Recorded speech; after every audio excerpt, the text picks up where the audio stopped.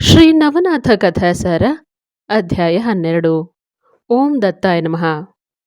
ಭರ್ತೃಹರಿಯ ಜನ್ಮ ವೃತ್ತಾಂತ ಹಾಗೂ ರೇಣುಕೆ ಜಯಸಿಂಹನಿಂದ ಅವನ ಪಾಲನೆ ಪೋಷಣೆ. ಮುಂದೆ ಭರ್ತೃಹರಿಯು ಆವಂತಿ ನಗರಕ್ಕೆ ಆಗಮನ. ಅಲ್ಲಿ ವಿಕ್ರಮನೊಂದಿಗೆ ಭರ್ತೃಹರಿಯ ಗೆಳೆತನ. ಪೂರ್ವದಲ್ಲಿ ಒಂದು ದಿನ ಸಂಜೆಯ ವೇಳೆಗೆ ಸೂರ್ಯನು ತನ್ನ ರಥವನ್ನೇರಿ ಅಸ್ತಾಚಲಕ್ಕೆ ಹೋಗುತ್ತಿದ್ದನು. ಇತ್ತ ಅದೇ ಸಮಯಕ್ಕೆ ಊರ್ವಶಿಯು ವಿಮಾನವನ್ನೇರಿ ಭೂಲೋಕಕ್ಕೆ ಬರುತ್ತಿದ್ದಳು. ಹೀಗಿರಲು ಅವಳ ಮುಖವನ್ನು ನೋಡಲು ಸೂರ್ಯನಿಗೆ ಕಾಮವು ತಲೆದೋರಿ ಅವನ ವೀರ್ಯ ಪತನವಾಗಿ ಅದು ಗಾಳಿಗಪ್ಪಳಿಸಿ 2 ಭಾಗಗಳಾಗಿ ಭೂಮಿಯತ್ತ ಕ್ರಮಿಸ ಹತ್ತಿದವು. ಅದರಲ್ಲಿಯ ಒಂದು ಭಾಗವು ಲೋಮೇಶ ಋಷಿಯ ಕೊಡದೊಳಗೆ ಬೀಳಲು ಅದರಿಂದ ಅಗಸ್ತ್ಯು ಹುಟ್ಟುವನು. ಅದರೊಳಗಿನ ಇನ್ನೊಂದು ಭಾಗವು ಕೌಲಿಕ ಋಷಿಯ ಆಶ್ರಮದತ್ತ ಬರುತ್ತಿರಲು ಅಷ್ಟರಲ್ಲಿ ಆ ಋಷಿ ತನ್ನ ಭಿಕ್ಷಾ ಪಾತ್ರೆಯು ಹೊರಗಿಟ್ಟು ಆಶ್ರಮದ ಬಾಗಿಲು ಹಾಕುತ್ತಿದ್ದನು. ಅಷ್ಟರಲ್ಲಿ ಆ ವೀರ್ಯವು ಅವನ ಗಂಗಾಳದಲ್ಲಿ ಬೀಳುತ್ತದೆ. ಅದನ್ನು ಕಂಡ ಆ ಋಷಿಯು ತನ್ನ ಜ್ಞಾನ ದೃಷ್ಟಿಯಿಂದ ನೋಡಿದವನಾಗಿ, ಇದು ಸೂರ್ಯನ ವೀರ್ಯವು. ಕಲಿಯುಗದೊಳಗೆ 3103 ವರ್ಷಗಳಾಗಲು ಈ ಪಾತ್ರೆಯಲ್ಲಿ ಧ್ರುವನಾರಾಯಣನು ಅವತರಿಸುವನು ಎಂದು ಬಗೆದು ಆ ಭಿಕ್ಷಾ ಪಾತ್ರೆಯನ್ನು ಆಶ್ರಮದಲ್ಲೇ ಭದ್ರವಾಗಿರಿಸಿದನು. ಮುಂದೆ ಕಲಿಯುಗ ಬಂದುದಗಲು ಆ ಋಷಿಯು ಭದ್ರವಾಗಿರಿಸಿದ ಭಿಕ್ಷಾ ಪಾತ್ರೆಯನ್ನು ಮಂದರಾಚಲದಲ್ಲಿನ ಗವಿಯ ಬಾಗಿಲಿಗೆ ಒಯ್ದಿಟ್ಟು ಅಲ್ಲಿಯೇ ಗುಪ್ತ ರೂಪದಿಂದ ಸಂಚರಿಸ ಹತ್ತಿದನು. ಅತ್ತ ಭಿಕ್ಷಾ ಪಾತ್ರೆಯಲ್ಲಿ ಧ್ರುವನಾರಾಯಣನು ಸಂಚಾರವಾಗಿ ಅದರಲ್ಲಿರುವ ರೇತಸ್ಸಿನಿಂದ ಜೀವಿತ್ವವು ಉತ್ಪತ್ತಿಯಾಗಿ ಅದು ಬೆಳೆಯತೊಡಗಿತು. ಅದಕ್ಕೆ 9 ತಿಂಗಳುಗಳು ತುಂಬಲು ಅದರ ಮೇಲೆ ಜೇನುನೊಣಗಳು ಹುಟ್ಟು ಕಟ್ಟಿದವು. ಅದರಲ್ಲಿರುವ ಜೇನುತುಪ್ಪವು ಮಗುವಿನ ಬೆಳವಣಿಗೆಗೆ ಪೋಷಣೆಯಾಗತೊಡಗಿತು. ನಂತರ ಕೂಸು ಬೆಳೆದು ದೊಡ್ಡದಾಗಲು ಆ ಪಾತ್ರೆಯಲ್ಲಿ ಹಿಡಿಸದಾಗಿ, ಅಂದರೆ ಬಹುದಿನದ ತುಕ್ಕು ಹಿಡಿದ ಪಾತ್ರೆ ಅದಾಗಿತ್ತು. ಅದು ಗವಿಯಿಂದ ಜಾರಿ ಬೀಳುವಾಗ ಒಡೆದು 2 ಹೋಳಾಗುವುದು. ಅದರಿಂದ ದೇದೀಪ್ಯಮಾನವಾದ ಮಗು ಜಾರಿ ಹುಲ್ಲಿನಲ್ಲಿ ಬಿದ್ದು ಅಳಲು ಪ್ರಾರಂಭಿಸುವುದು. ಆಗ ಅದೇ ಸಮಯಕ್ಕೆ ಎರಳೆಯ ಗುಂಪೊಂದು ಅಲ್ಲಿಗೆ ಹುಲ್ಲು ತಿನ್ನಲು ಬಂದಾಗ ಅದರಲ್ಲಿದ್ದ ಗರ್ಭವತಿಯಾದ ಒಂದು ಎರಳೆಯು ಅಲ್ಲಿಯೇ 2 ಮರಿಗಳು ಈಯುವುದು. ಅದು ತನ್ನ ಹೆರಿಗೆಯ ನಂತರ ಹಿಂತಿರುಗಿ ನೋಡಿದಾಗ ಅಲ್ಲಿ 3 ಮರಿಗಳು ಕಾಣಲು ಆ 3 ಮರಿಗಳಿಗೂ ಹಾಲುಣಿಸಿ ಸಾಕುವುದು. ಇಂತೂ ಎರಳೆಯ ಮರಿಗಳೊಂದಿಗೆ ಈ ಮಗುವೂ ಕೂಡ ಅಡವಿಗೆ ಹೋಗಿ ತೊಪ್ಪಲು ತುಡಿಯನ್ನು ತಿನ್ನತೊಡಗಿತು. ಅಷ್ಟೇ ಅಲ್ಲದೆ ಅದು ಉಳಿದ ಪಶು ಪಕ್ಷಿಗಳ ಭಾಷೆಯನ್ನು ಕೂಡ ಕಲಿತುಕೊಂಡಿತು. ಹೀಗೆ ಆ ಮಗುವಿಗೆ 5 ವರ್ಷಗಳು ಕಳೆದವು. ಹೀಗಿರಲು ಮುಂದೊಂದು ದಿನ ಆ ಬಾಲಕನು ಮೇಯುತ್ತಾ ಆ ಅಡವಿಯ ಮುಖ್ಯ ದಾರಿಯತ್ತ ಬರಲು ಅತ್ತ ಸದ್ಗುಣಿಯಾದ ರೇಣುಕಾ ಜಯಸಿಂಹನ ಹೆಂಡತಿಯಾಗಿದ್ದಳು. ಅವರು ಆ ದಿನ ಅದೇ ದಾರಿಯಲ್ಲಿ ಬರುತ್ತಿದ್ದಾಗ ಆ ಬಾಲಕನನ್ನು ಕಂಡರು.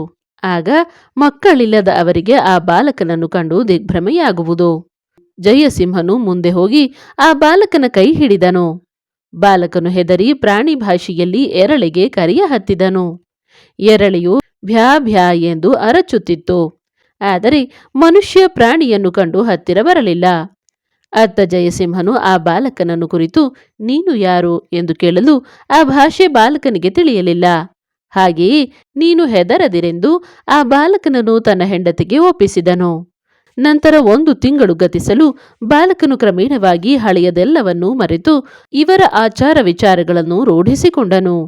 ಹೀಗಿರಲು ಮುಂದೊಂದು ದಿನ ಜಯಸಿಂಹನು ಆ ಬಾಲಕನನ್ನು ಕರೆದುಕೊಂಡು ಕಾಶಿ ವಿಶ್ವೇಶ್ವರನ ದರ್ಶನಕ್ಕೆಂದು ಬಂದನು. ಅಲ್ಲಿ ಸ್ನಾನ ಮಾಡಿ ಬಾಲಕನೊಂದಿಗೆ ವಿಶ್ವೇಶ್ವರ ಲಿಂಗಕ್ಕೆ ನಮಸ್ಕರಿಸಲು ಆ ಲಿಂಗದಿಂದ ಬರಬೇಕು ಭರ್ತೃಹರಿ ಎಂಬ ಶಬ್ದ ಹೊರಡುವುದು. ಅಲ್ಲದೆ ಅದೇ ಲಿಂಗದಿಂದ ಮತ್ತೆ ಅತ್ತ ಜಯಸಿಂಹನನ್ನು ಕುರಿತು ಹೇ ಭಾಟನೆ, ಈ ಬಾಲಕನು ಧ್ರುವನಾರಾಯಣನ ಅವತಾರಿಯಾಗಿದ್ದು ಭರ್ತೃವಿನಲ್ಲಿ ಜನಿಸಿದ ಕಾರಣ ಇವನಿಗೆ ಭರ್ತೃಹರಿ ಎಂದು ವಾಣಿಯಾಗಲು ಜಯಸಿಂಹನು ಸಂತಸಪಟ್ಟನು. ಮುಂದೆ ಬಾಲಕನು 5 ವರ್ಷದವನಾಗಲು ಆಗಾಗ ಹುಡುಗರೊಂದಿಗೆ ಆಟವಾಡಲು ಹೋಗುತ್ತಿದ್ದನು. ಆಟದಲ್ಲಿ ಭರ್ತೃಹರಿಯು ಯಾವಾಗಲೂ ರಾಜನಾಗುತ್ತಿದ್ದನು. ಉಳಿದವರು ಪ್ರಧಾನಿ ಇತರ ಪಾತ್ರಗಳನ್ನು ಮಾಡಿ ಆಟವಾಡುತ್ತಿದ್ದರು. ಹೀಗೆ ಆಟವಾಡುವಾಗ ಒಮ್ಮೆ ಬಿದ್ದು ಭರ್ತೃಹರಿಗೆ ಪೆಟ್ಟಾಗಲು ಅವನು ಮೂರ್ಛೆ ಹೋಗಿ ನೆಲಕ್ಕೆ ಬೀಳುವನು.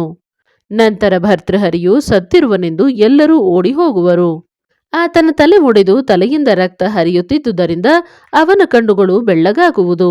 ಬಾಲಕನ ಇಂಥ ಅವಸ್ಥೆಯನ್ನು ಕಂಡ ಸೂರ್ಯನಾರಾಯಣನು ಭೂಮಿಗಿಳಿದು ಈ ಬಾಲಕನ ಹತ್ತಿರ ಬಂದು ಭರ್ತೃಹರಿಯ ತಲೆಯ ಮೇಲೆ ಕೈಯಾಡಿಸಲು ಅವನು ಎಚ್ಚರವಾದನು. ಅಲ್ಲದೆ ಅವನಿಗಾದ ರಕ್ತ ಗಾಯಗಳು ಕೂಡ ಮಾಯವಾದವು. ನಂತರ ಅವನು ಬಾಲಕನನ್ನು ಕರೆದುಕೊಂಡು ಮತ್ತೆ ರೇಣುಕಾಳ ಮನೆಗೆ ಬಂದು ಬಾಲಕನನ್ನು ಒಪ್ಪಿಸಿ ಮುಂದೆ ಜೋಕೆ ಮಾಡಲು ಹೇಳುವನು. ಆಗ ಆ ಬಾಲಕನ ಕಾಲಿಗೆ ಬಿದ್ದು, ಅಯ್ಯ, ನೀವು ಯಾರು ಹಾಗೂ ನೀವು ಎಲ್ಲಿರುವಿರಿ ಎಂದು ಕೇಳುವಳು. ಅಷ್ಟೇ ಅಲ್ಲದೆ ಬ್ರಾಹ್ಮಣ ರೂಪದ ದಿವ್ಯ ಮೂರ್ತಿಯನ್ನು ಕರೆದು ಉಚಿತಾಸನದಲ್ಲಿ ಕೂರಿಸಿ ಮತ್ತೆ ಅದೇ ಪ್ರಶ್ನೆಯನ್ನು ಕೇಳುವಳು. ಆಗ ರೇಣುಕೆಗೆ ಆ ವಿಪ್ರವೇಶದ ಸೂರ್ಯನು, ಅಮ್ಮ, ನಾನು ಬಾಲಕನ ತಂದೆಯು ಎನ್ನಲು ಮತ್ತೆ ರೇಣುಕೆಯು ಅದು ಹೇಗೆಂದು ವಿವರಿಸಲು ಹೇಳುವಳು. ಅದಕ್ಕೆ ಅವನು ಬಾಲಕನ ಪೂರ್ವ ಕಥೆಯನ್ನು ಸಾಧ್ಯಂತವಾಗಿ ಹೇಳಿದನು. ರೇಣುಕೆಗೆ ಅತೀವ ಆನಂದವಾಯಿತು. ಬಳಿಕ ದಂಪತಿಗಳಿರುವರು ಆ ಬಾಲಕನನ್ನು ಇನ್ನೂ ಕಾಳಜಿಯಿಂದ ಜೋಪಾನ ಮಾಡಹತ್ತಿದರು. ಇಂದು ಭರ್ತೃಹರಿಯು 16 ವರ್ಷಕ್ಕೆ ಬಂದು ತಲುಪಿದನು.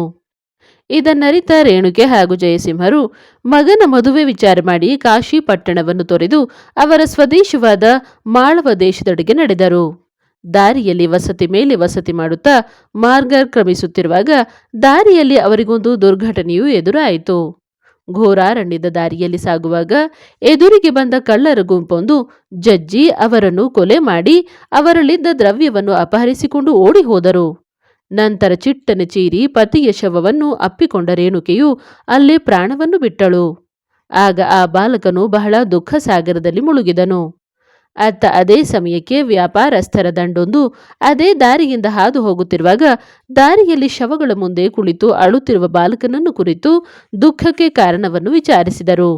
ಆಗ ಆ ಬಾಲಕನು ನಡೆದ ಘಟನೆಯನ್ನು ಹೇಳಿ ಮತ್ತೆ ಜೋರಾಗಿ ಆಕ್ರಂದನ ಮಾಡತೊಡಗಿದನು. ಅದಕ್ಕೆ ಆ ವ್ಯಾಪಾರಸ್ಥರು ಆ ಬಾಲಕನನ್ನು ಕುರಿತು, ಹೇ ಭಾಟಪುತ್ರನೇ, ವ್ಯರ್ಥವಾಗಿ ಶೋಕಿಸದಿರು, ಎಲ್ಲವೂ ವಿಧಿಲಿಖಿತದಂತೆ ನಡೆಯುತ್ತದೆ ಎಂದು ಪರಿಪರಿಯಾಗಿ ಅವನಿಗೆ ಸಮಾಧಾನಪಡಿಸಿ ನಂತರ ನಾವೇ ನಿನ್ನ ಎಲ್ಲ ಹಿತವನ್ನು ನೋಡಿಕೊಳ್ಳುತ್ತೇವೆ ಅಂತ ಹೇಳಿ ಅವರೆಲ್ಲರೂ ಸೇರಿ ಸಂಸ್ಕಾರ ಕಾರ್ಯವನ್ನು ತಾವೇ ನೆರವೇರಿಸಿ ಭರ್ತೃಹರಿಯನ್ನು ತಮ್ಮ ಸಂಗಡ ಕರೆದುಕೊಂಡು ಮುಂದೆ ಸಾಗುವರು. ನಂತರ ಭರ್ತೃಹರಿಯು ಆ ವ್ಯಾಪಾರಸ್ಥರನ್ನು ಹಿಂಬಾಲಿಸಿದನು. ಅವರೆಲ್ಲರೂ ಸೇರಿ 1-2 ದಿನಗಳ ನಂತರ ಆವಂತಿ ನಗರಕ್ಕೆ ಬಂದಿಳಿದರು. ಅಷ್ಟರಲ್ಲಿ ಸೂರ್ಯನು ಮುಳುಗಲು ಊರಿನ ಹೊರಗಡೆ ಶಿಬಿರವನ್ನು ನಿರ್ಮಿಸಿಕೊಂಡು ರಾತ್ರಿ ಊಟ ಮಾಡಿ ಬೆಂಕಿಯನ್ನು ಕಾಯಿಸುತ್ತಾ ಕುಳಿತುಕೊಳ್ಳುವರು. ರಾತ್ರಿ ಸುಮಾರು 2 ಪ್ರಹರವಾಗಲು ಎರಳೆಗಳ ದಂಡೊಂದು ಅಲ್ಲಿಗೆ ಬಂದು ಕೂಗತೊಡಗಿದವು. ಅವುಗಳ ಭಾಷೆಯನ್ನರಿತ ಭರ್ತೃಹರಿಯು ಆ ವ್ಯಾಪಾರಿಗಳನ್ನು ಕುರಿತು, ಹೇ ವ್ಯಾಪಾರಿಗಳೇ, ನೀವೆಲ್ಲ ಮೈಮರೆತು ಕೂರಬೇಡಿರಿ. ಆ ಎರಳೆಗಳ ಭಾಷೆ ನನಗೆ ತಿಳಿದಿರುವುದು. ಸ್ವಲ್ಪವೇ ಸಮಯದಲ್ಲಿ ಕಳ್ಳರ ದಂಡೊಂದು ನಿಮ್ಮ ಮೇಲೆ ಎರಗಲಿದೆ, ಸಾವಧಾನರಾಗಿರಿ ಎಂದು ಹೇಳಲು ಅವರೆಲ್ಲರೂ ಶಸ್ತ್ರಾಸ್ತ್ರಗಳನ್ನು ಸಾವರಿಸಿಕೊಂಡು ಸಿದ್ಧರಾಗಿ ಕುಳಿತರು. ಅಷ್ಟರಲ್ಲಿಯೇ 100 ಜನ ಕಳ್ಳರ ಗುಂಪೊಂದು ಇವರ ಮೇಲೆ ಬಂದೆರಗಿದರು. ಆದರೆ ವ್ಯಾಪಾರಸ್ಥರ ಹೊಡೆತಕ್ಕೆ ಅವರ ಆಟವೇನೂ ನಡೆಯದೆ ಅವರು ಅಲ್ಲಿಂದ ಪಲಾಯನಗೈದರು. ಅತ್ತ ಕಳ್ಳರು ಓಡಿ ಹೋದ ಮೇಲೆ ಬೆಳಗಾಗಲು ಇನ್ನೂ 1 ಪ್ರಹರವಿತ್ತು. ಆಗ ಮತ್ತೆ ಆ ನರಿಗಳು ಕೂಗತೊಡಗಿದವು. ಆಗ ಆ ವ್ಯಾಪಾರಸ್ಥರು ಮತ್ತೆ ಭರ್ತೃಹರಿಯನ್ನು ಕುರಿತು ಅದಕ್ಕೆ ಕಾರಣ ಕೇಳುವರು. ಆಗ ಅವನು, ಮಹಾಶಯರೇ, ಶಿವನಿಂದ ವರ ಪಡೆದ ಒಬ್ಬ ರಾಕ್ಷಸನು ಉತ್ತರ ದಿಕ್ಕಿನಿಂದ ದಕ್ಷಿಣ ದಿಕ್ಕಿಗೆ ಹೋಗಲು ಇದೇ ಮಾರ್ಗದಿಂದ ಬರುತ್ತಿರುವನು. ಅವನ ಹತ್ತಿರ ಬಹು ಬೆಲೆಯುಳ್ಳ 4 ರತ್ನಗಳುಂಟು. ಆತನ ಸಂಹಾರ ಮಾಡಿದವನೇ ಆವಂತಿ ಅಂದರೆ ಉಜ್ಜಯಿನಿಯ ರಾಜನಾಗುವನು. ಅದಕ್ಕಾಗಿ ಆ ರಾಕ್ಷಸನನ್ನು ಸಂಹರಿಸಿ ಅದರ ರಕ್ತದ ತಿಲಕವನ್ನು ತನ್ನ ಹಣೆಗೆ ಅಲ್ಲದೆ ಊರಿನ ಹೆಬ್ಬಾಗಿಲಿಗೂ ಹಚ್ಚಬೇಕೆನ್ನುವನು. ಹೀಗೆ ಅದೇ ಸಮಯಕ್ಕೆ ಆ ದಾರಿಯಿಂದ ಹೋಗುತ್ತಿದ್ದ ವಿಕ್ರಮನ ಕಿವಿಗೆ ಭರ್ತೃಹರಿಯ ನುಡಿಗಳು ಬೀಳಲು ಅವನು ತನ್ನ ಖಡ್ಗವನ್ನು ಸಾವರಿಸಿಕೊಂಡನು. ಹಿಂದೆ ಶಿವಪಾರ್ವತಿಯ ಕವಡೆಯಾಟವಾಡುವಾಗ ಗಂಧರ್ವನು ಶಿವನ ಪಕ್ಷ ವಹಿಸಿ ಮಾತನಾಡಲು ಪಾರ್ವತಿಯು ಅವನಿಗೆ ರಾಕ್ಷಸನಾಗೆಂದು ಶಾಪ ನೀಡಲು ಅವನು ಶಿವನಲ್ಲಿ ಮೊರೆ ಹೋಗುವನು. ಆಗ ಶಿವನು ಅವನನ್ನು ಕುರಿತು, ಹೆದರದಿರು, ಮುಂದೆ ನೀನು ರಾಕ್ಷಸನಾದಾಗ ಸುರೋಚನ ಪುತ್ರನಾದ ವಿಕ್ರಮನಿಂದ ನಿನ್ನ ವಧೆಯಾಗಲು ಮತ್ತೆ ನೀನು ಮೂಲ ರೂಪದಿಂದ ಸ್ವರ್ಗಕ್ಕೆ ಬರುವೆ ಎಂದು ಅಭಯವಿತ್ತನು. ವಿಕ್ರಮನು ಆ ಗ್ರಾಮದ ರಕ್ಷಕನಾಗಿದ್ದನು. ಹಿಂದೆ ಸುರಲೋಚನನೆಂಬ ಗಂಧರ್ವನು ಇಂದ್ರನ ಶಾಪದಿಂದ ಕತ್ತೆಯಾಗಿ ಭೂಮಿಗೆ ಬಂದು ಮಿಥಿಲಾ ಪಟ್ಟಣದ ರಾಜನಾದ ಸತ್ಯವರ್ಧನನ ಮಗಳಾದ ಸತ್ಯವತಿಗೆ ಮದುವೆಯಾಗಿ ನಂತರ ಆಕೆಗೆ ಒಂದು ಗಂಡು ಮಗುವಾಗಲು ಸುರಲೋಚನನು ಮತ್ತೆ ಗಂಧರ್ವನಾಗಿ ಸ್ವರ್ಗ ಸೇರುವನು. ಅವನಿಂದ ಜನಿಸಿದ ಮಗನೇ ಮುಂದೆ ವಿಕ್ರಮನಾಗಿ ಅದೇ ತಾನಿರುವ ಆವಂತಿ ನಗರದ ರಾಜನಾಗುವನು. ಅಲ್ಲದೆ ಅವನೇ ಮುಂದೆ ತನ್ನ ಶಕೆಯನ್ನು ಆರಂಭಿಸುವನು. ಹೀಗಿರಲು ಆತ ಅದೇ ಸಮಯಕ್ಕೆ ಉತ್ತರ ದಿಕ್ಕಿನಿಂದ ದಕ್ಷಿಣದ ಕಡೆಗೆ ಆ ಊರಿನ ಮಾರ್ಗದಿಂದ ಹೋಗುತ್ತಿರಲು ವಿಕ್ರಮನು ಆ ರಾಕ್ಷಸನಿಗೆ ಸಂಹರಿಸಿ ಅದರ ರಕ್ತವನ್ನು ಗ್ರಾಮದ ದ್ವಾರಕ್ಕೂ ಅಲ್ಲದೆ ತನ್ನ ಹಣೆಗೂ ಇಟ್ಟುಕೊಂಡನು. ಇದಾದ ನಂತರ ಅವನು ಊರ ಹೊರಗಿರುವ ವ್ಯಾಪಾರಿಗಳ ಶಿಬಿರಕ್ಕೆ ಬರುವನು.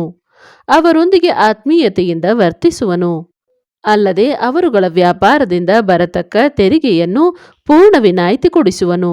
ಹಾಗೂ ಭರ್ತೃಹರಿಯೊಂದಿಗೆ ಗೆಳೆತನ ಮಾಡಿ ಅವನನ್ನು ತನ್ನ ಮನೆಗೆ ಕರೆದುಕೊಂಡು ಹೋಗಿ ಬಹು ಅನ್ಯೋನ್ಯತೆಯಿಂದ ತನ್ನ ಮನೆಯಲ್ಲಿ ಇರಿಸಿಕೊಂಡನು. ತನ್ನ ತಾಯಿಯಾದ ಸತ್ಯವತಿಗೂ ಭರ್ತೃಹರಿಯೊಂದಿಗೆ ಪ್ರೀತಿಯಿಂದ ವರ್ತಿಸಲು ಹೇಳುವನು ಎನ್ನುವಲ್ಲಿಗೆ ಈ ಅಧ್ಯಾಯವು ಮುಕ್ತಾಯವಾಗುತ್ತದೆ. ಅವಧೂತ ಚಿಂತನ ಶ್ರೀ ಗುರುದೇವ ದತ್ತ.